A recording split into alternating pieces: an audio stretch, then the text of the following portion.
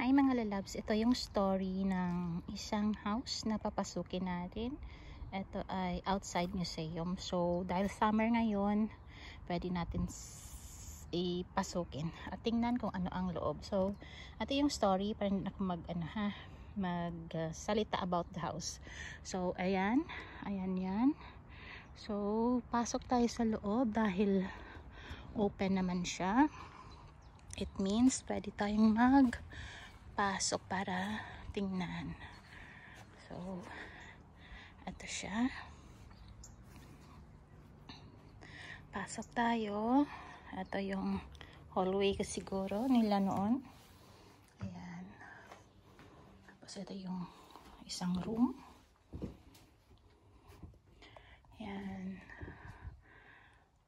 diba antique na mga ano na to, higaan, upuan, yung table, tsaka ang ganda ng painting. Diba?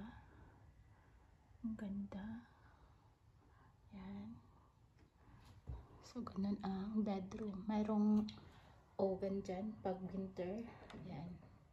So, pwede silang ng apoy. Ayan.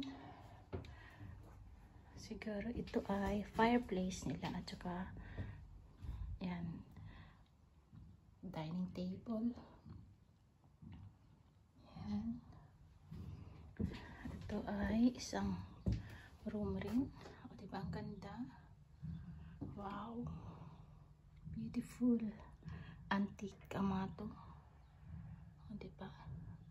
So ganun talaga pag museum, diba? Pinipreserve. Tingnan nyo yung carpet. Yun yung unang mga carpet ng kapanahunan eh. Yan. Mayroon din kami yan sa bahay. Tinapon ko. Yun pala.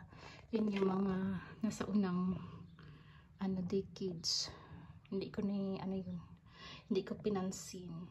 So ayan. Ang ganda diba? May second floor pa pero ayaw ko nang pumasok doon. May second floor. Or try natin.